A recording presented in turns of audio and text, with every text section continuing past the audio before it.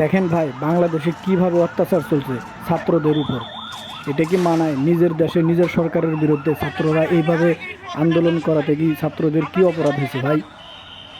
দেখুন, সারা দেশে বোধহয় এইভাবে গৃহ আন্দোলন কোনোদিনও দেখেননি, ছাত্র আন্দোলন কোনোদিনও দেখেননি, তাই বাংলাদেশে দেখতে হইতেছে। ভাই আসুন আমরা সবাই মিলে ছাত্রদেরকে সাপোর্ট করি। তারা কী চেয়েছিল? তারা কোটা বিরোধী আন্দোলন করতেছে। তারা তার কিছু চায় না রিজার্ভেশন সরানো লাগে। এটাই কি তাদের অপরাধ নাকি?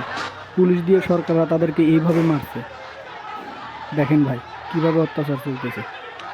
ছাত্রলীগ সাধারণ ছাত্রর মাঝে সরকার বিরোধী এই সাধারণ ছাত্ররা যেভাবে আন্দোলন করতেছে, এটাকে আমরা সবাই সাপোর্ট করি। আসুন দেখেন ভাই, দেখেন পুলিশকে তাড়া করতেছে।